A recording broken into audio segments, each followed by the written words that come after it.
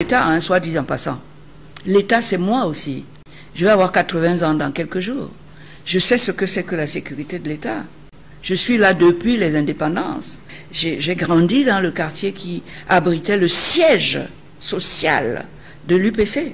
Et je voyais M. Oumiobe tous les jours passer et s'arrêter chez mon père. Je partagerai mes arguments avec le peuple camerounais dans l'état où il se trouve aujourd'hui, c'est-à-dire écrasé par la souffrance que lui ont infligé ses dirigeants. Est-ce qu'on est encore dans une république dirigée par des gens normaux? L'Église en a marre de M. Biya et de ses promesses. L'Église en a marre de voir ses ouailles souffrir sans que personne les écoute. La preuve, le discours du président. Vous avez entendu parler de nos malheurs? Non. Non, pas du tout. Il nous a dit, remettez-moi là, et c'est trop sucré, il y a la graisse, c'est bon. Vraiment, je peux encore, je veux encore. Mais il nous a dit, si, ce que nous on devient, pendant que lui veut encore, parce que c'est sucré pour lui, si c'est amer pour nous ou pas. On a l'impression que le véhicule qui arrive en face est sans conducteur. C'est un véhicule fou qui peut effectivement déraper et écraser les piétons qui sont sur les bas-côtés de la route. C'est possible. C'est possible à partir de la plainte même dont ils se sont servis et qui émane d'une organisation, soi-disant une association, qui n'a aucune qualité pour saisir le commissaire du gouvernement ni les autorités militaires de sécurité quand il s'agit de la sécurité de l'État et des problèmes de terrorisme. Je pense que nous avons des institutions au Cameroun qui fonctionnent encore, j'espère, et que ces institutions ne peuvent pas ignorer que Maître Nkom est un terroriste ou un grand financier, etc. Mais ça me rappelle, en amont, ça me rappelle les arrêtés de Monsieur le ministre de l'administration territoriale, dont les termes d'ailleurs ont été largement repris dans cette plainte-là, en tant que, comme on sait que c'est lui qui est le secrétaire national ou bien de la sécurité du pays, je pense que c'est lui qui a dû envoyer ces gens-là continuer le travail qu'il n'a pas pu terminer. Donc vous pensez que c'est une cabale? C'est plus qu'une cabale, ça va beaucoup plus loin que la cabale. Beaucoup plus loin.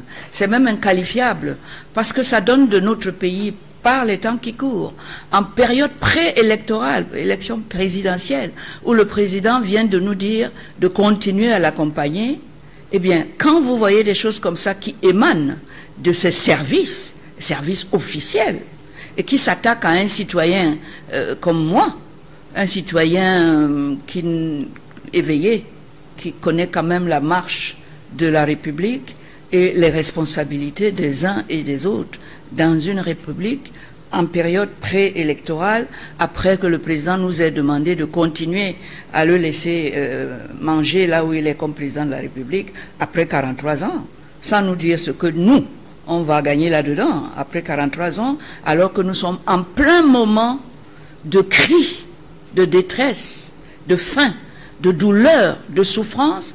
Vous comprenez que pour quelqu'un qui examine ça et qui analyse notre pays, il y a de quoi être inquiet.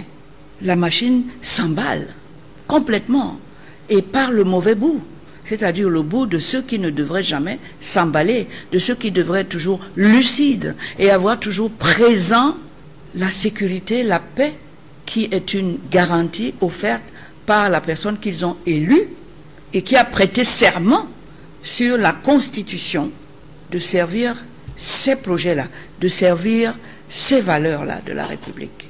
Et quand on voit ce qui se passe, et que c'est lui qui a nommé un ministre de l'administration territoriale, qui lui a donné les problèmes de sécurité, qui aujourd'hui se baladent entre les mains des associations dont on ne sait ni A ni B, vous ne pensez pas que c'est une chute libre vers le néant, vers le chaos? Parce que c'est une association qui m'attaque là. J'ai des associations. On devrait nous laisser entre associations. D'ailleurs, les associations ne sont pas contre les uns des autres, puisque ces associations viennent aider le président sur le champ du respect des droits de l'homme et de la protection de ses droits. Oui, parce que c'est un engagement présidentiel. constitutionnel. Et c'est tout à fait normal qu'il y ait des associations qui se lèvent pour l'aider dans cette tâche immense qu'il n'arrive pas à faire. En 43 ans, on voit où on en est. Les libertés sont confisquées. Les gens crient, dénoncent cela. Mais quand il vient parler à la télé, il ignore le peuple à partir duquel il est là. Il ignore le peuple à qui il va encore demander une partie de son pouvoir souverain bientôt. Quand vous voyez quelqu'un devenir aussi aveugle par rapport à ses propres intérêts et qu'il les galvaude comme le fait les gens qui ont agi sous la houlette de M. Le Minat et à la suite de M. Le Minat, vous vous posez des questions sur leur santé mentale. Parce que je risque de ne pas avoir suffisamment de recul entre la personne accusée que je suis et les faits gravissimes. Parce que là, c'est le tribunal militaire. Pourquoi la justice militaire? Pourquoi? Je ne suis pas militaire. La justice militaire... Est-ce que ça vous a fait peur? Peur? Même pas peur un peu. S'ils voulaient me faire peur, ils se sont trompés. On ne me fait pas peur en faisant des grimaces genre singe devant moi. On ne me fait pas peur. On peut me faire rire, c'est vrai. Mais peur, non. C'est le tribunal militaire, oui. Mais le tribunal militaire agit avec quelles lois? Les lois de la République, que je connais. Ils ne sont pas dispensés de respecter la loi. La personne qui a pensé ça se trompe. Le militaire est soumis à l'obéissance de celui qui est leur chef suprême, qui est le président loi de la République, de faire un certain nombre de choses pour les populations. Je ne vois pas comment ces militaires vont dévier de cela pour faire autre chose que de suivre cette loi-là. À moins qu'on me dise que le Cameroun n'est plus le Cameroun. Vous n'irez pas à Yaoundé? Je n'irai pas à Yaoundé parce qu'ils auront de défiance. Parce que, qu'est-ce qu'on appelle défiance? En droit, c'est un mot qui n'existe pas. La loi ne parle jamais de défiance. Ce qu'il y a, c'est que ce sont des faits qui relèvent de la justice, des faits graves. Quand on m'accuse de tentative d'atteinte à la sûreté de l'État, je fais partie de l'État, hein, soit dit en passant. L'État, c'est moi aussi. Je vais avoir 80 ans dans quelques jours. Je sais ce que c'est que la sécurité de l'État. Je suis là depuis les indépendances. Je suis quelqu'un de conscient depuis les indépendances. Je sais ce que ça a été la chasse à l'UPC. J'ai grandi dans le quartier qui abritait le siège social de l'UPC. Et je voyais M. Oumiobe tous les jours passer et s'arrêter chez mon père. Alors, quand on vous sort des choses comme ça qui relèvent d'une autre époque, de l'époque où on dit que c'est Ahidjo, l'autoritaire, enfin, on lui a publié de tous les noms, et que maintenant on est en démocratie et qu'on me ressorte ça, et laissez-moi, je ne ris pas parce que malheureusement c'est trop triste pour que je puisse en rigoler. C'est trop grave pour que je ne décortique pas ça sérieusement, mais que je prenne ça comme un boulet et que je jette dans la poubelle. Non, je ne jetterai pas dans la poubelle. C'est ce que ça mérite, c'est vrai. Mais je m'expliquerai parce que je partagerai mes arguments avec le peuple camerounais dans l'état où il se trouve aujourd'hui, c'est-à-dire écrasé par la souffrance que lui ont infligé ses dirigeants et que continuent à infliger à leurs représentants les plus autorisés et qui ont l'habitude de les éclairer, comme moi, ce que les militaires veulent s'interposer entre-temps. C'est eux qui veulent un coup d'État, c'est ça. Mais moi, je ne veux pas de coup d'État, moi, je ne suis pas allé me promener du côté de la justice militaire. Parce que ce qu'on me reproche ici, au niveau des militaires, le ministre de la justice, le MINAT, de l'administration territoriale, l'a déjà fait et a même pris des sanctions. Ce sont les mêmes faits. Est-ce qu'il confond sa casquette de quelqu'un qui est chargé de la sécurité et le ministère de l'administration territoriale? Il utilise les deux en même temps contre les mêmes personnes pour les mêmes faits. Je pense qu'en justice, ça ne peut pas se faire. Monsieur le Minat a déjà géré cette histoire-là. Il nous a dit que j'ai effectivement 16 milliards que j'ai détournés pour pouvoir acheter les armes et que j'ai tenté de financer le terrorisme. Il a déjà eu cela en main. Il a reproché ça à moi et à travers moi le REDAC et des responsables du REDAC, et il a même apprécié et pris des sanctions puisqu'on nous a... alors quand ces agents, doubles ou pas doubles, reprennent la même chose sur laquelle leur patron a déjà... Je me pose des questions. Est-ce qu'on est encore dans une république dirigée par des gens normaux?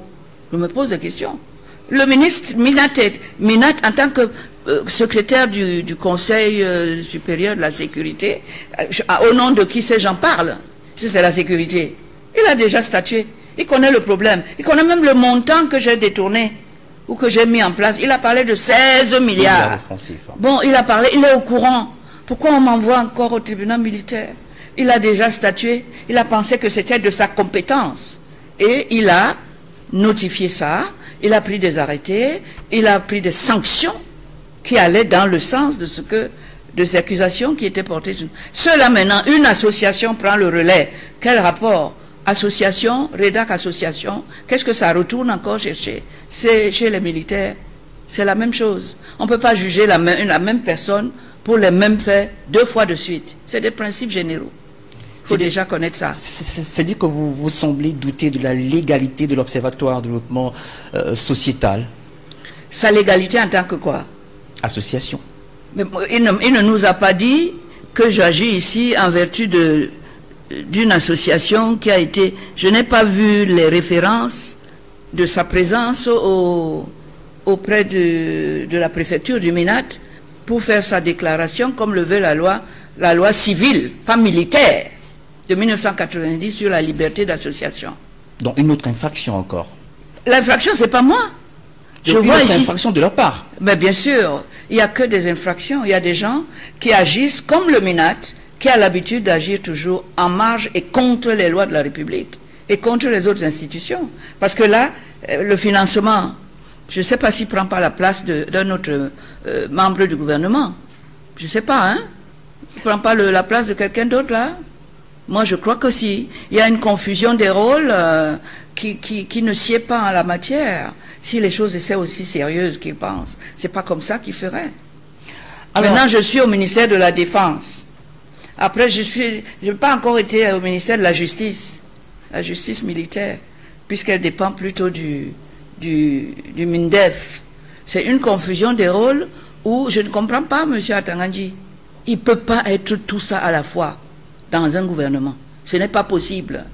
Il est temps qu'il laisse à César ce qui est à César pour le financement, la NIF, puisque paraît cet argent-là, il a vérifié ça au niveau de la NIF ne dépend pas du Minat. Je pense que notre ministre des Finances s'appelle M. Louis-Paul Motazé, et à ma connaissance, il n'est pas encore décédé ni démis de ses fonctions. J'attends que ce soit lui qui me saisisse sur la partie financière, qu'on me reproche ici. Mais je ne saurais même pas par où commencer. Je vais d'abord soulever son incompétence, n'a pas qualité. Il faudra qu'il me justifie d'abord sa qualité. Parce que nous, en droit, avant d'attaquer le fond, tu regardes d'abord si la forme est là. Une association va me porter plainte pour les affaires de sécurité de l'État. Où étaient les organismes qui s'occupent de la sécurité pour lesquels nous, les citoyens, nous payons leur salaire tous les mois pour qu'ils assurent cette sécurité. Je n'ai pas vu que les associations assurent la sécurité de l'État. Ne mélangeons pas tout. Alors, Maître Aliscom, avant cette convocation judiciaire, il y a la convocation administrative que vous avez été servi par le préfet du Vouri. Où en sommes-nous à date? Vous savez certainement, si vous avez suivi ce procès, cette affaire depuis le début, que mes avocats, qui sont d'ailleurs là, sont rentrés ce soir, étaient à l'aéroport quand elle m'a appelé, Maître Fotsine, pour me dire, j'arrive, je prends effectivement l'avion aujourd'hui, j'ai déposé une demande de renvoi à monsieur le préfet, j'ai la décharge, j'arrive et je lui ai demandé de mettre ton affaire au 10 janvier. Moi, j'en suis là parce que le préfet n'a pas encore réagi. Donc, j'attends impatiemment mon avocate qui sera là. Elle viendra à Douala, peut-être le 8 ou le 9. On va préparer la séance du 10 si elle pense qu'on doit s'y rendre. Puisqu'on n'a pas réussi.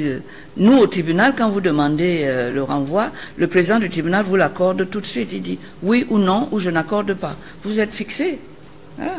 Mais là, je n'ai pas... Bon, comme il se substitue à tout en même temps, ils ne savent pas comment ça se passe dans les juridictions. Tu deviens une juridiction militaro-sécuritaro, je ne sais pas quoi, et tu ne connais pas les règles de procédure, c'est pas possible. Les règles de procédure sont des lois. que tout le monde doit connaître. On doit savoir pourquoi tu fais ça. Si tu as qualité, où tu vas, etc. Tu dois avoir répondu à toutes ces questions avant d'attaquer les gens. Parce que si vous ratez ces gens-là, ils vont vous faire un procès comme vous n'avez jamais vu. Vous ne pouvez pas vous reculer. Parce que la loi a prévu que quelqu'un qui se lève un matin vous met des choses gravissimes sur le dos, des choses qui sont constitutives de délit, sinon de crime. S'il n'arrive pas à rapporter la preuve pour qu'on puisse vous condamner, vous avez là un bâton magique et en or pour lui asséner des coups au terme d'un procès en dénonciation calomnieuse. Il va avoir exactement les peines qui auraient été les vôtres s'il avait pu prouver ce qu'il avait dit. Ils ne savent pas ça. Il y a un retour de manivelle. Je ne voudrais pas que le moment venu, M. Atanganji fuit la justice, parce qu'il aura ses convocations. Je vous tiendrai au courant. Vous verrez s'il est courageux ou s'il n'est pas. Donc le REDAC annonce qu'on pourrait assister à une plainte contre le ministre de l'administration territoriale. Oui, et il y en aura d'autres ici. Parce que je l'accuse d'être à l'origine de ça, puisqu'on reprend in extenso ce qu'il a déclenché dans ses arrêtés. Oui, donc, il viendra donc expliquer. Oui. Donc une plainte également est en gestation contre l'Observatoire du développement sociétal. Il y en aura une. Mais avant de m'occuper de ce menu fretin-là, je vais d'abord m'occuper de ses commanditaires. Il ne fait pas ça tout seul. C'est un monsieur dont j'ai un petit peu quelques informations sur ce qu'il a toujours fait. C'est un indique à la solde de ceux qui manipulent les indiques. Donc du coup, il est léger pour vous. Maître Alice comme pour donc poursuivre cet entretien, j'ai en studio Michel Ngachou, il est présentateur de l'émission interactive, une émission de très grande écoute sur Jambo FM entre 9h et 11h. L'émission s'intitule « Laissons parler les gens ». Michel Ngachou, bonjour. Bonjour Elton, bonjour Maître Alice Com. Bonjour Monsieur Ngachou. Alors avec Michel Ngachou, nous allons décrypter l'actualité autour de la présidentielle et la sortie des évêques et du discours du chef de l'État. Michel Ngachou, à vous l'antenne. Peut-être aussi demandons déjà à Maître Alice Com si elle a été au parfum. Est-ce que vous avez suivi Paul Biya ce 31 décembre, probablement, comme chaque Camerounais, Maître? Vous voulez que je vous dise la vérité? Si. Sachant que les discours du chef de l'État n'engagent que ceux qui les écoutent, je n'écoute plus. Je ne veux pas être engagé. Est-ce que c'est pas trop dur de le dire, Maître? Trop dur? Ouais. Vous savez ce que j'ai enduré pendant 40 ans que j'écoute ça? Dites-nous. 43 ans? Dites-nous. Quelque chose de très dur. Caillou. Vous avez de la peine à regarder, à écouter le chef de l'État? Je n'ai plus le temps. Comment? Pour lui? Mais non, je ne l'écoute plus puisque je l'ai... Écoutez, quand vous avez quelqu'un qui vous a menti une fois, 2 fois, 3 fois, vous continuez à l'écouter, c'est votre faute. Ça veut dire que vous êtes masochiste. Vous aimez la douleur. Vous allez là où on peut vous apporter la douleur. Moi, je ne suis pas masochiste. Ouais. Voilà. Est-ce que vous ne transmettez pas, par ailleurs, un message assez sympathique aux Camerounais de ne plus l'écouter? Parce que vous qui êtes je n'ai pas à transmettre de message. Leader d'opinion. Non, s'ils continuent à croire à quelqu'un qui manque depuis 43 ans, qui les a mis dans la situation qui est la nôtre, où même les évêques, l'église catholique, son église d'origine, où il a été souvent, qui ont baptisé ses enfants, qui ont béni son mariage, d'où sort son propre papa, s'il ne peut pas les écouter. D'accord. Et vous avez écouté? Effectivement. Vous avez vu ce qu'ils ont dit? Puisqu'on en parle. Alors, quand un évêque, homme de Dieu, ambassadeur de Dieu sur terre, vous dit, je préfère un diable, mais je n'en peux plus. Vous voulez que moi je vous dise quoi de plus? Mais justement, cet appel de l'Église catholique, à travers ces évêques-là, Maître Alice Com, est-ce qu'à un moment donné, l'Église, qui est supposée appeler Dieu à la résolution des faits, quand l'Église appelle le diable, ça renvoie à quoi pour vous? Non, quel fait? Elle n'a pas appelé le diable pour dire viens à mon presbytère. Il a parlé du diable pour un cas bien précis. Redis-nous, donnez-le-moi, je vais vous donner des explications. Replacez le mot diable dans son contexte réel. On l'a écouté, hein, c'est bien sûr. Oui, donc replacez-le dans qui a été très incisif quand même. Mais non, mais replacez-le dans le contexte. Ben, il n'y a pas que l'évêque de Garoua, il y a également toute l'église catholique. Alors, décidément... Alors, fils de catéchiste. L'église tourne le dos à Paul Biya, c'est ce qu'on peut retenir? L'église en a marre de M. Biya et de ses promesses. L'église en a marre de voir ses ouailles souffrir sans que personne les écoute. La preuve, le discours du président. Vous avez entendu parler de nos malheurs? Non. Non, pas du tout. Il nous a dit, remettez-moi là, et c'est trop sucré, il y a la graisse, c'est bon. Vraiment, je veux encore. Mais il nous a dit, si ce que nous on devient, pendant que lui veut encore, parce que c'est sucré pour lui, si c'est amer pour nous ou pas. Il en a profité d'ailleurs. Mais non, mais il s'en fout. Ben, il demande encore qu'on lui donne un peu de chance. Non, mais non, pas de chance. Qu'on le laisse continuer à jouir de nos biens, à nous priver de tout, à ne punir personne, dès lors que ces personnes ne font rien contre lui, mais contre nous, il les maintient en place. C'est le cas de M. Atangandi.